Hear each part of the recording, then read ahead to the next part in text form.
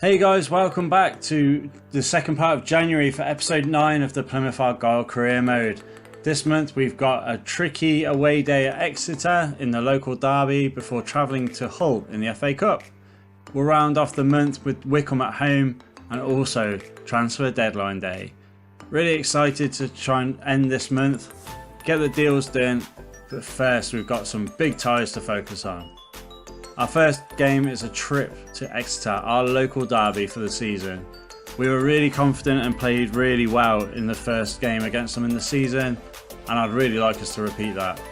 We're starting to see some really good benefits from the team, but with the new sliders and me getting used to them, the first half was a bit of a write-off. There was no highlights of note, and it took until the 66th minute for Exeter to break through our centre line to try and actually generate anything worth watching. Fortunately, from that save, we can break down the right hand side with Hamer, and Hardy's breaking his neck to get into the middle and he volleys that in, left footed, top corner. Absolute stunning finish there by Hardy, really pleased with him. What a super striker he's been for us this month, and we've only got a couple more weeks left to try and keep hold of him. We've had a couple of bids in for him from Genoa and another Turkish club, I think it was. And I turned both of those down because I think a League One striker going to Serie A or some random club in Turkey isn't very realistic. So I've turned those down, but if we get an offer from a realistic club or an offer that we really can't turn down financially, this could be the last few games you see of Ryan Hardy in a Plymouth shirt. Great finish from him, and the next highlight is him cutting in on his right foot from the corner. Everything's coming through Hardy. Everything, he's our focal point of the side, and hopefully, I don't want to sell him. I want to keep him. He's superb. He takes a big heavy touch here though from the corner. Calls out to Whitaker. Whitaker looks to try and rifle it in the top corner, and the keeper gets his hands across really well. We're putting the pressure on, but we couldn't get the second goal, as Exeter hold firm, but we do get the 1-0 win in the local derby. Look at our youths at the minute, nothing really outstanding coming through. We've got some high potential in there, and one of those players is Russell Jackson, who we're going to convert to a centre back, and we're going to try and look at how far we can get this guy before he wants to be promoted. All four of the guys in the youth academy at the minute are too far away from the first team for me to warrant promoting them. But hopefully we can get them through, and maybe a loan deal to League One or League Two next year would be really helpful for them. So into the FA Cup tie at Hull. We're on the counter attack here. Ryan Hardy's through on goal, but he is flagged offside. This was so frustrating. We've been on the back foot for the first 15 minutes, and when I thought we got through there, I'd pressed pass already and it just delayed it, and he is rightfully offside. Annoyingly, Hull goes straight up the other end. Great hold up play by Tete, through to Pelkas, and he makes it 1-0. The difference between League One and Championship could be huge, especially if we have these new sliders on. So it'll be a very different experience, but we've got half the season to establish ourselves, and hopefully, not counting our eggs before they've hatched, we still need to get promotion. Great long ball up, Tete holds it up really easily and gives the keeper no chance. Lovely finish, sends the keeper the wrong way, and that's Hull 1-0 up. I was hoping we'd give Hull a good game, and in the first 20 minutes, yeah, we've been hanging on, but that's their first golden chance really. And it shows just how close the game's been. That the next highlight actually comes in the 80th minute, with Mengi bringing the ball away down the left, plays a through ball for Hardy to chase. Hardy can just take his breath and guide it into that far corner to give us the equaliser. As I say, the game has not been full of amazing highlights and amazing football. It's been very grindy, and hopefully that isn't a sign of things to come. Obviously, adjusting to the new sliders will be one thing, the higher quality opposition is another. But Hardy, what a great finish. As soon as he managed to compose himself, get the finesse, and the keeper has no chance. Absolutely delighted with that, and hopefully that should secure us a replay and get them back to our place. Unfortunately, Hull didn't want a replay, and whilst they came straight back down the other end with 5 minutes to go, we tried to get the ball away, Goes to Randall. Ennis tries to hold it up, but just can't get his body in the way with Woods stealing the ball. Plays it into Cynic. Cynic gets one-on-one with the keeper. I had to bring the keeper out to narrow the angle, and he squares it off the Palcast to make it 2. Gutted by that. I was literally so frustrated. We were defending so nicely. We were defending really tight. And then just that mistake from Ennis, not being able to hold the ball up to give us our runners to break ourselves. Through ball here, keeper has to come out to narrow the angle, and as soon as he gets past the point of no return, it's just shimmy to the right, and Palcast just whacks it in. Great goal, disappointed, but it maybe shows that we're at the right level. We're beating League One teams, but we're not convincing against the Championship sides. We're going to go all out attack though. We're going to push for this equaliser late on. Ball goes out to Whittaker, very static. Trying to get Ennis to make me a run, but he won't. Into Butcher, plays it through for Ennis. It's a bad pass, and in my frustration I tried to slide into the keeper, and it results in Ennis picking up a red card. Just FIFA frustration boiling over. It's silly, it was my own fault, and that'll be game. Hull will see out the rest of the game. We've tried hard, we've worked really hard, the effort's been there, but we're just not quite good enough. As you can see from this pass by Randall, it's just a bad pass, bad choice, bad decision by me, and unfortunately that is us out of the FA Cup. We haven't quite reached the last 16 which the board expected of us, which is a bit of a joke to be honest, but we gave a good account of ourselves. And Hull are a good side, they're doing really well in the Championship in the game, and they're also doing well in the Championship in real life. Now to focus on Wycombe. And once again, first half has been so scrappy. Try and get the ball away from the corner. Wycombe tried to get it back in. Thankfully our defence is standing strong against the likes of Sam Vokes. Hardy holds the ball up, and that's half time. That was literally the best highlight of the first half from either side. So the question mark is, are the sliders making for a better game, better challenge for me, but less good content for you guys? So let me know in the comments what you think on the sliders and the difficulty settings. What we are going to do at half time though, we're going to switch up to a 4-3-3, try and give us a bit more impetus in attack. We've been playing 5-2-3 for so long, maybe we just need a little spark, and we're going to look at the 4-3-3 attacking with a cam. We're going to move Green out to right back, and then we'll bring Miller on at left back, and Jacobs on. He'll go out wide, and we'll put Finn Azaz in at the cam role. Hopefully this will free Azaz up a bit. It might give him enough freedom to actually dictate play, and hopefully it'll also give Hardy a bit of support, because at the minute he's being man-marked by their defence and it's just not working for us. So an interesting move. First time we've not played 3 at the back for a long time. 12 minutes to go and Wycombe have a corner. Longwhite with the big head. Obita turns his man. Oh, so tight. I hate those near post efforts. It's always that bit in your stomach that's like, that might creep in. We're on the attack though from the goal kick. Out with Miller on the left. Feeds it into Whittaker. Johnson Davis gives it in back. Keeps it in play. We're playing nice and wide at the minute. Ball comes in. Oh, and Hardy's header. He nodded it down, which was great. It's the right thing to do in that scenario, but it just bounces over. 3 minutes to go. Wycombe on the attack, but Longwhite steps in really nicely to get the ball. Azaz picking up and carries with it. This is what we need from him. And he's found space on the left for Whittaker. We've got an odd man rush on this side. 3 against 1 with Jacobs at the back post. Hardy squares it off. And just as the 90th minute clicks over, Finn Jacobs gets the winner, we hope. And the crowd go mad. Again, it was a nice break. That was good football. Finn Azaz has really done well in that cam role this second half, and hopefully it's something we can look to use going forward if we need to.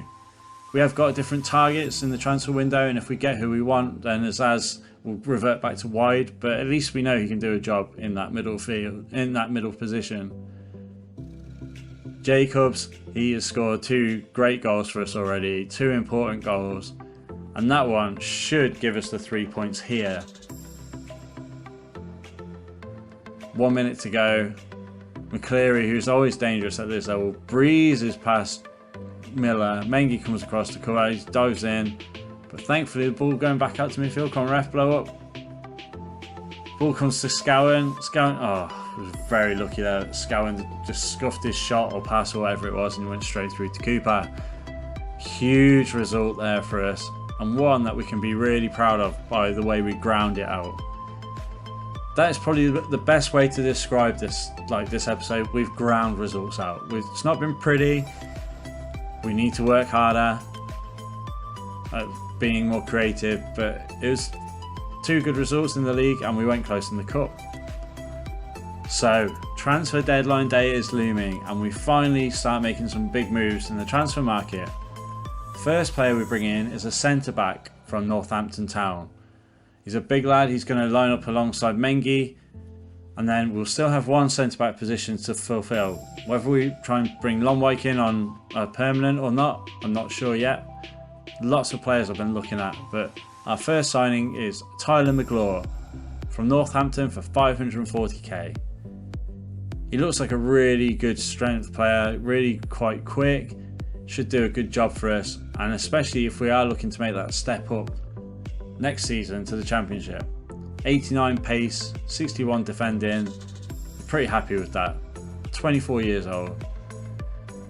And we moved again to make another signing, Noah Chilvers from Colchester.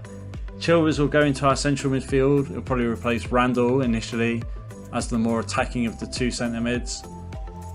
He can play in multiple positions though. He can play wide, he can play cam. You know, he's a good player that we can have. He will be first choice when fit, which is a shame because Randall has been doing well, but I think Chilvers is just a better prospect for us.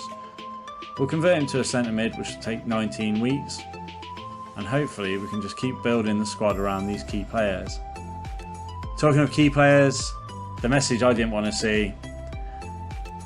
Heart of Midlothian is interested in purchasing this player.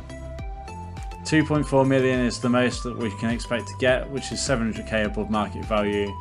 He's 70 rated, he's Scottish, Hearts play in Edinburgh, which is the capital of Scotland, so everything's sort of pushing that this is a good move for him. SPL's a move up from the League One.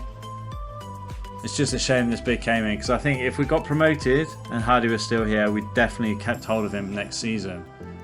So as negotiations go on, we end up asking for the 2.4 that it suggested, and we managed to get it.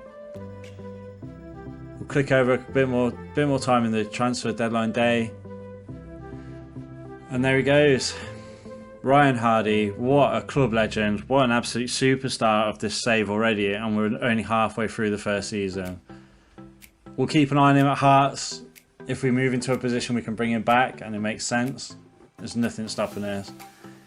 But for now, thank you Ryan for your service and best of luck at Heart of Midlothian.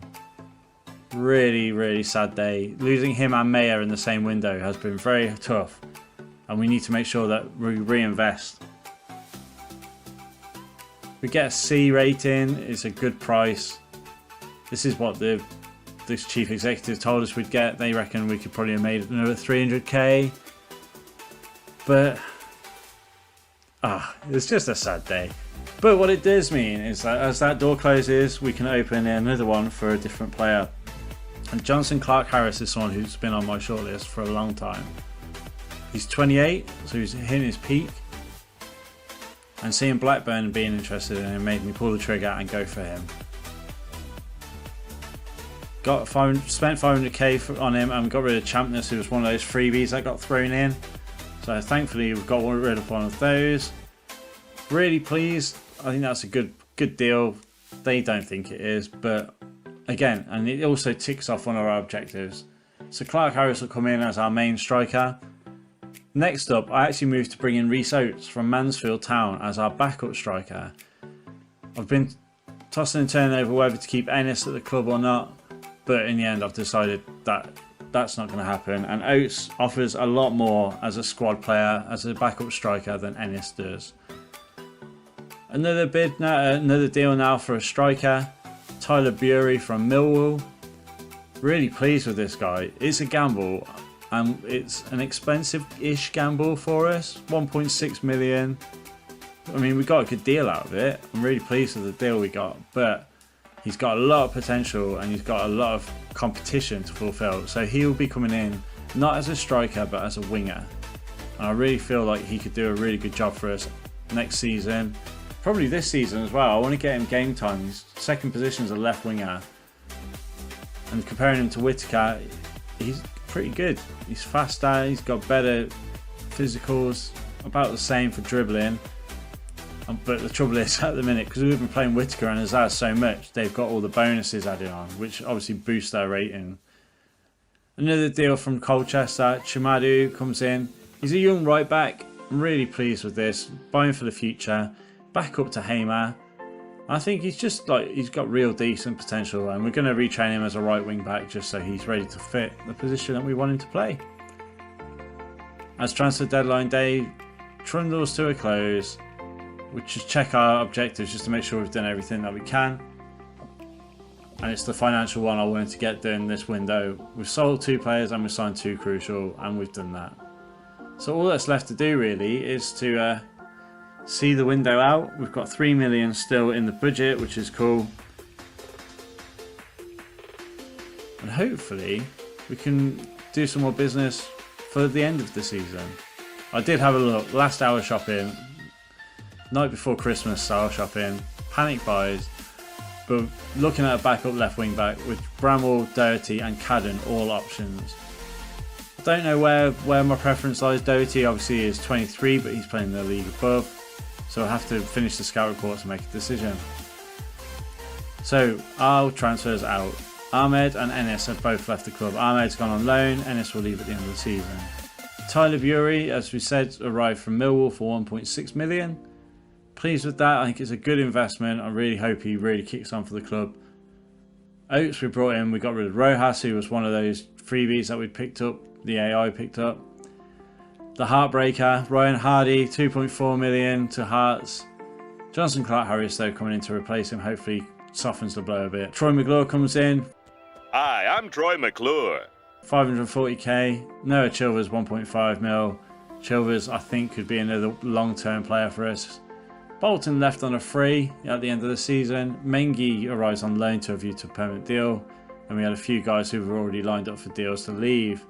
Wilson, Houghton, Galloway, Grant and Mayer, Gillespie have all left the club this window, as well as Edwards, who I'm quite sad about selling now, having become a bit more accustomed to Plymouth. We maybe should have kept the club captain, but Hamer's come in as a great option and he's improved already. So, January rounded out. Transfer deadline day finished. And we're top of the league by 10 points at the minute. We've got Lincoln away next, who are not in the top half. So we should be able to strengthen our position at the top. Looking at the Premier League, Man City are top 8 points clear from Spurs. The rest of the pack is just miles off. You look at Chelsea in 10th, Newcastle 11th, Leeds, Palace and Bournemouth all in the bottom 3. In the Championship, Sheffield United and Middlesbrough are absolutely sailing away from everyone else at the minute. Really interesting to see the playoff picture being so tight, but the automatic promotion spots look almost done. Having to scroll a long way down to see Coventry here, and we're just outside the relegation zone on points. 1 point keeping us out. So as we move to February, another month and some more massive games. Away trip to Lincoln, as we said, first up before we travel to Stockport in the Papa John's.